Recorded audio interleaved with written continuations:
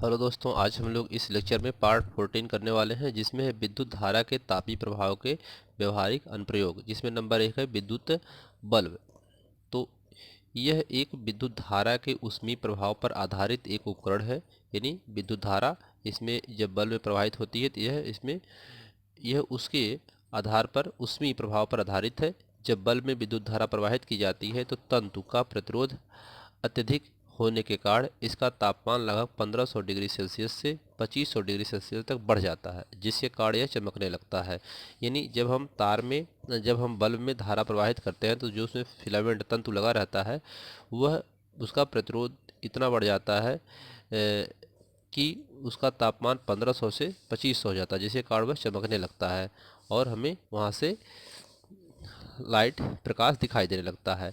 Bulb का तंतु tungsten धातु का बना होता है। टंगस्टन का गलनांक 3380 डिग्री सेल्सियस तक होता है।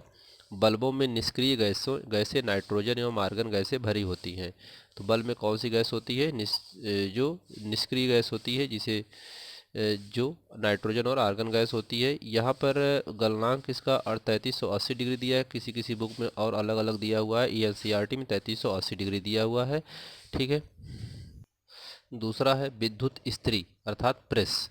यह विद्युत धारा के ऊष्मीय प्रभाव पर आधारित एक उपकरण है, जिसमें नाइक्रोम 80% निकिल प्लस 20% क्रोमियम के तापक तार का उपयोग किया जाता है। ठीक है। तो जिसकी वजह से यह क्या होता है, अत्यधिक हीट हो जाता है। विद्युत ऊष्मक अथवा हीटर। जब किसी उच्च प्रतिरोध वाले तार में विद्युत धारा प्रवाहित की जाती है तो उस तार में उत्पन्न ऊष्मा का मान बहुत अधिक हो जाता है, जिसके कारण वह लाल तप्त अर्थात रेड हॉट होकर ऊष्मा उत्सर्जित करने लगता है। यानी हीटर जो होता है, जिसे हम लोग हीटर देखे हैं अपने घरों में होता है, तो जिसमें वह हीटर के जो तापक तार होते हैं, बीच में जो स्प्रिंग से मुड़े होते हैं, उसे तापक तार बोलते हैं। तो ये इसमें जब धारा प्रवाहित की जाती है तो यह क्या करते हैं, उसमें उत्पा उत्पन्न हो जाती है और इतना अधिक हो जाती है जिसके कारण क्या होता है, लाल तत्व में बदल जाता है। तो उससे ऊष्मा उत्सर्जित होने लगती है। क्यों ऊष्मा उत्सर्जित होती है? क्योंकि उसमें नाइक्रोम में 80% निकिल तथा 20% क्रोमियम होता है। ठीक है। 80% निकिल होता है, 20% क्रोमियम होता है, जो उच्च ताप पर पिघलता नहीं है और ये बहुत हीट होने पर पिघलता नहीं है तथा वायु में क्रिया करके जल्दी ऑक्सीकृत नहीं होता है। ठीक। तो अतः तापक तार में विद्युत धारा प्रवाहित होने पर यह लाल तप्त 800 डिग्री सेल्सियस से 1000 डिग्री सेल्सियस होकर ऊष्मा उत्सर्जित करने लगता है। ठीक। तो ये उसके कुछ अनुप्रयोग हैं। एक और है विद्युत फ्यूज है। इसके बाद इसमें जब कभी कभी घरों में तार आपस में मिल जाते हैं तो परिपथ में लघुपथन शॉर्ट सर्किट हो जाता है। यानी हम लोग देखते हैं कभी कभी तार शॉर्ट कर जाता है घरों में, तो उसे ही विद्युत फ्यूज कहते हैं। तो वहाँ पर बोर्ड में एक फ्यूज वायर लगाया जाता है, जो आसानी से जो है, आ- पहले खराब होने समान और पहले ही जल जाता है। तो वही है फ्यूज। तो जब कभी कभी घरों में तार आपस में मिल जाते हैं तो परिपथ में लघुपथन शॉर्ट सर्किट हो जाता है, जिसके कारण घरेलू उपकरण जैसे बल्ब, टीवी, रेफ्रिजरेटर आदि का खराब होने का डर रहता है। ठीक है। तो परिपथ में इस डर अर्थात भय को दूर करने के लिए जिस युक्ति का उपयोग किया जाता है उसे फ्यूज कहते हैं। ठीक है। तो ये कहाँ लगा रहता है? जहाँ पे बोर्ड होते हैं यह उसमें लगाए जाते हैं। और ये जो एक होल्डर पर लगे दो अत्यधिक टर्मिनलों के मध्य लगाया जाता है वहाँ पे। और जो फ्यूज तार का गलनांक तांबे की तुलना में बहुत कम होता है। ठीक है।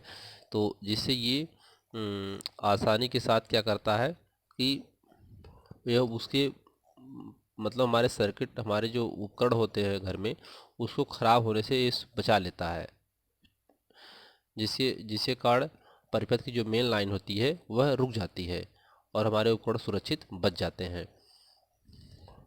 फ्यूज तार मिश्र धातु टिन, तांबा और शीशे का बना होता है। फ्यूज को परिपथ में श्रेणी क्रम में जोड़ा जाता है। श्रेणी क्रम में जोड़ने से क्या होगा कि अगर एक जगह लाइट कटी तो सब लाइट कट जाएगी। ठीक है। और समांतर क्रम में अगर एक तार कटता है तो वह हर जगह उसकी लाइट चलती रहती है। यानी श्रेणी क्रम का मतलब ये है कि जैसे श्रेणी क्रम ऐसे होता है, श्रेणी क्रम इस तरीके से जोड़ा जाता है, ऐसे चलता है। ठीक है। तो अगर यहाँ पे लाइट तार कट गया तो इधर आगे लाइट नहीं जाएगी। तो इस प्रकार से फ्यूज को हम लोग श्रेणी क्रम में जोड़ते हैं उन उपकरणों के साथ, ताकि अगर एक जगह फ्यूज उड़ जाए तो सब पूरा लाइट रुक जाए, जिससे उपकरण खराब न होने पाए। और अगर समांतर क्रम में जोड़ेंगे तो समांतर क्रम हम जानते हैं कि इस तरीके से होता है, ऐसे ऐसे होता है। अगर एक तार कटेगा तो इसमें लाइट नहीं जाएगी, बाकी में लाइट जाती रहेगी। तो इसलिए श्रेणी क्रम में जोड़ा जाता है इसको। घरेलू परिपथों में उपयोग होने वाली फ्यूज की अनुमत विद्युत धारा, जो घरों में विद्युत धारा दी जाती है, वह 1 ampere, 2 ampere, 3 ampere, 5 ampere, 10 ampere आज तक होती है। इतने एम्पियर तक लगभग धारा उसमें घरों में दी जाती है। ठीक है, तो इसमें इतना ही। धन्यवाद।